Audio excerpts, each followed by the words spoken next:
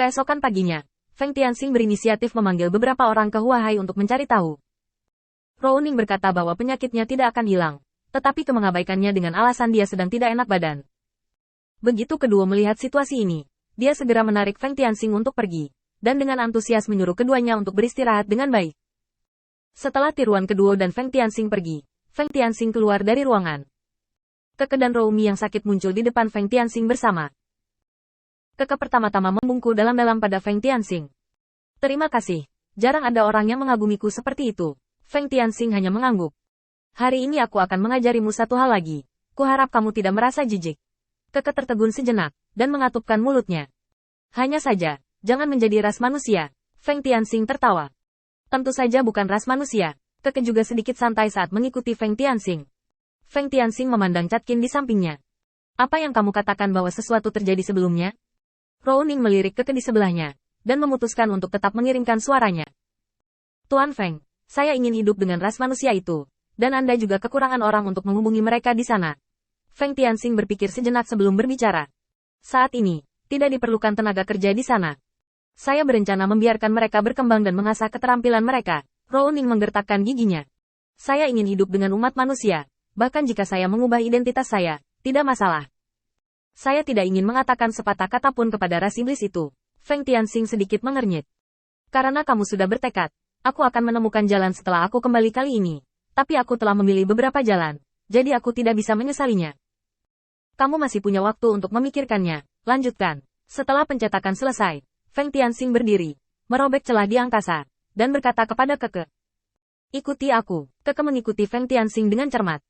Ketika Feng Tianxing mengeluarkan batu foto dari cincin Sumi, Keke tegang tanpa sadar. Ketika dia meninggalkan saluran luar angkasa, berdiri di depan Feng Tianxing adalah iblis aneh dengan mata di sekujur tubuhnya, memberi orang rasa penindasan yang tidak bisa dijelaskan. Dia Yeming kembali dengan hormat. Laksamana Feng, tikus-tikus ini telah berkeliaran di yurisdiksi saya untuk waktu yang lama, dan saya berhasil menangkap mereka. Tetapi mereka semua adalah tangan yang baik, cukup kuat untuk menjadi wakil saya. Feng Tianxing tersenyum ringan. Wakil, apa yang kamu pikirkan? Mereka adalah kekuatan keluarga dengan darah kuno, dan kamu tidak layak mengangkat sepatu mereka, mengerti? Dia Yeming terkejut sesaat, tapi tiba-tiba tertawa terbahak-bahak. Haha, tidak heran begitu sulit untuk dihadapi. Tapi itu semua ada di tanganku, tidak peduli apa garis keturunannya, aku bahkan akan mengalirkan darah untuknya.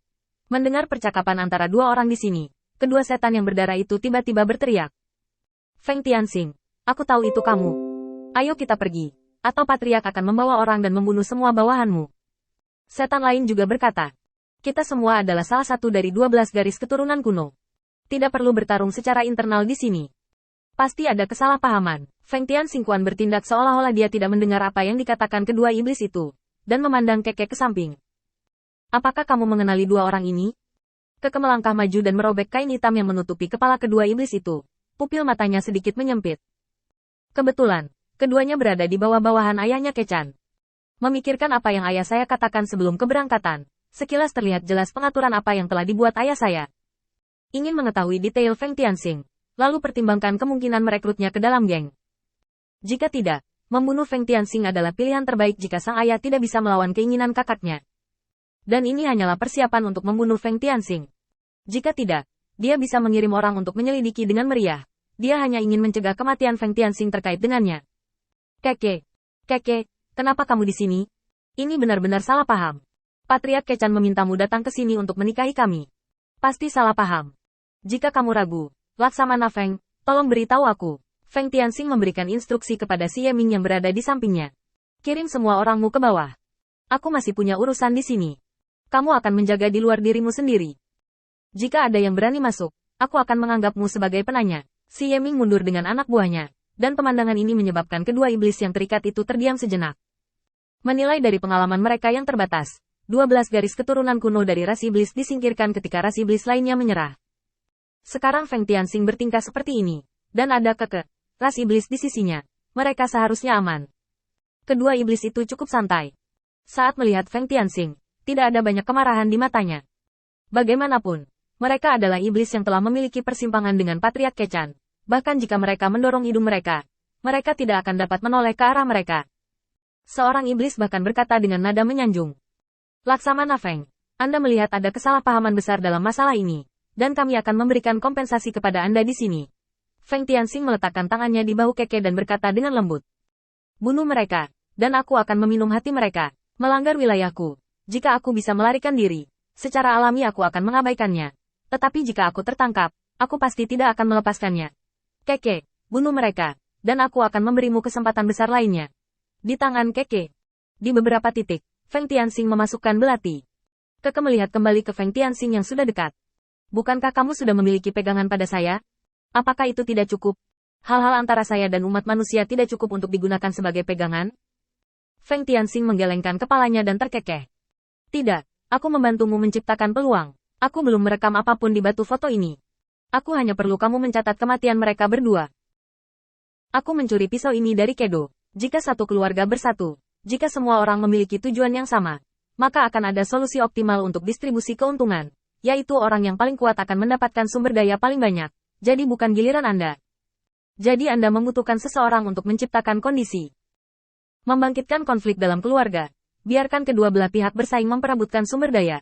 Selama mereka bersaing memperebutkan sumber daya, akan ada kejenuhan dan kelebihan sumber daya, dan kemudian Anda akan memiliki kesempatan. Setelah selesai berbicara, Feng Tianxing menepuk bahu Keke, melepaskan tangannya, dan belati kedua juga jatuh ke tanah. Feng Tianxing dengan nyaman melemparkan batu foto di samping belati. Pengingat ramah untuk Anda, mereka telah mendengar apa yang baru saja terjadi. Sebagai seorang perencana yang bersembunyi di kedelapan, Anda perlu membunuh orang untuk membungkam mereka. Setelah selesai berbicara, Feng Tianxing meninggalkan ruang bawah tanah, dan pergi keluar untuk mengobrol dengan Si Yeming tentang masalah sepele baru-baru ini di yurisdiksinya. Penampilan Si Yeming sangat bagus. Seperti yang diduga Feng Tianxing, iblis dari spesies berbeda yang telah diintimidasi oleh iblis pasti akan melakukan yang terbaik untuk membuktikan dirinya ketika dia memiliki kesempatan untuk tampil. Mentalitas seperti ini ditangani dengan baik oleh Feng Tianxing. Si Yeming sekarang tanpa sadar telah jatuh ke dalam manipulasi Feng Tianxing tanpa menyadarinya. Tiba-tiba, serbuan teriakan mengganggu percakapan di antara keduanya, dan Feng Tianxing sedikit tersenyum. Sepertinya aku punya bidak lain.